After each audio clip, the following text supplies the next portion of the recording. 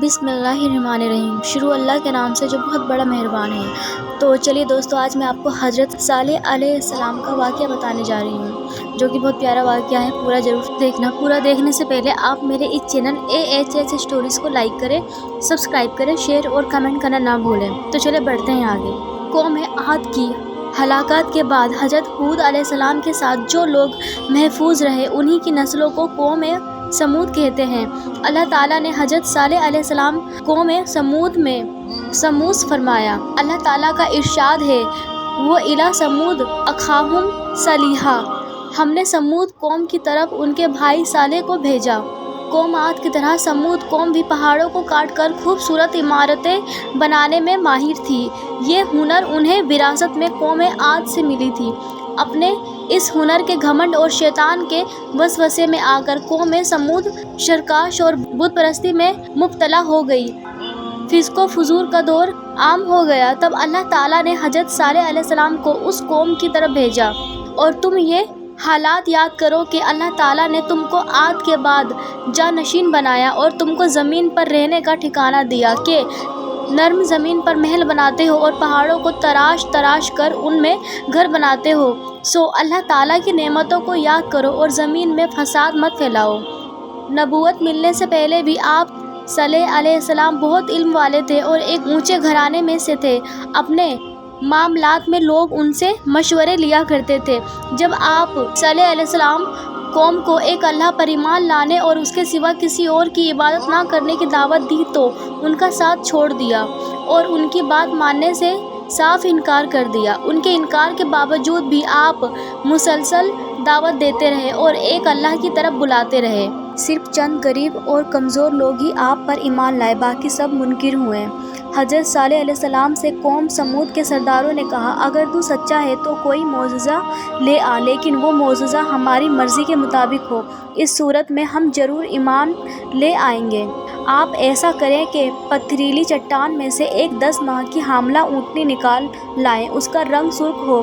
صالح علیہ السلام سے یہ مطالبہ کر کے وہ سردار لوگ الگ بیٹھ گئے اور مذاق اڑانے لگے۔ ایک دن سب لوگ چٹان کے قریب جمع ہوئے۔ پھر حضرت صالح علیہ السلام نے اللہ تعالیٰ سے دعا کی۔ زمین پر زلزلہ طاری ہوا، ان کی آنکھوں کے سامنے چٹان پھٹی اور اس سے ویسی ہی اونٹنی نکلی جیسے کہ ان کا مطالبہ تھا۔ انہوں نے اپنی زندگی میں ایسی اونٹنی پہلے کبھی نہ دیکھی تھی۔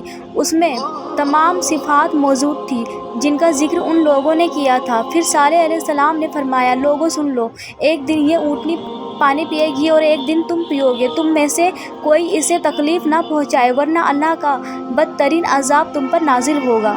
قوم کے سرداروں نے آپس میں مشورہ کیا کہ یہ اونٹنی ہمارا سارا پانی پی جاتی ہے اور ہمارے جانور اس سے خوف زدہ رہتے ہیں، تو ان لوگوں نے سوچا کہ کیوں نہ اس سے چھٹکارا پایا جائے اور کچھ نہ کچھ اس کا کیا جائے۔ آخر انہوں نے ایک آدمی منتخب کیا جو بہت بدبخت تھا اور اس کا نام ادار تھا۔ اس کے ساتھ اس کا ایک اور ساتھی تھا۔ یہ دونوں اونٹنی کو قتل کرنے کے لیے تیار ہو گئے۔ ایک روز وہ بدبخت اونٹنی کے انتظار میں بیٹھا۔ روز کے معمول کے مطابق اونٹنی جب چٹان سے باہر نکلی تو اچانک وہ حملہ کے لیے آگے بڑھے۔ ادار نے تیر سے اونٹنی کے ران میں مارا، جس سے کہ اونٹنی کی ران کی ہڈی ٹوٹ گئی اور وہ نیچے گر گئی۔ پھر آگے بڑھ کر اونٹنی کی کوچیں کاٹ دی، یعنی اسے مار ڈالا۔ اونٹنی کا ایک بچہ تھا، اس کو بھی اس بدبخت نے مار دیا۔ اونٹنی کو قتل کرنے کے بعد صالح علیہ السلام نے ان نافرمانوں سے کہا، اچھا تم 3 دنوں تک اپنے گھروں رہ لو، پھر 3 دن کے بعد اللہ کا عذاب نازل ہوگا تم پر۔ جنہوں نے بھی یہ کام کیا ہے ان سب پر اللہ کا عذاب نازل ہوگا اور تم سب مارے کے مارے جاؤ گے اور تم کبھی بھی اس چیز سے نہ بچ پاؤ گے۔ تو ان لوگوں نے کہا، اچھا 3 دن میں ایسا کیا ہونے والا ہے جو ہم پر نازل ہو جائے گا عذاب؟ چلو ہم بھی دیکھتے ہیں۔ ان لوگوں نے پھر بھی بات نہیں مانی۔ صالح علیہ السلام کی باتوں رد کرتے ہوئے بولے کہ جن عذابوں کا تم ہم سے وعدہ کر رہے ہو، اگر سچا ہے تو ہم پر نازل کر دے۔ قوم کے سرداروں نے مشورہ کیا کہ آج رات صالح علیہ السلام کو بھی مار دیں گے۔ صالح علیہ السلام کا گھر پہاڑی پر تھا۔ یہ لوگ اوپر چڑھ ہی رہے تھے کہ زمین حرکت کرنے لگی۔ ایک چٹان لڑکتی ہوئی آئی اور ان کو پیس کر رکھ دیا۔ عذاب کا آغاز ہو چکا تھا۔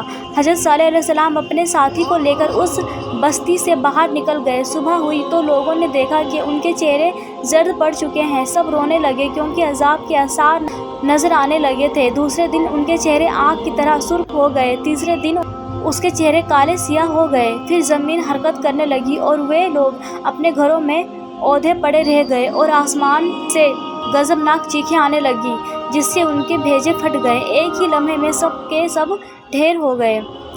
حضرت صالح علیہ السلام اپنے ساتھی جو ایمان لے آئے تھے ان کے ساتھ فلسطین آ گئے اور وہیں رملہ نامی جگہ پر رہے اور وہیں آپ کی وفات ہوئی۔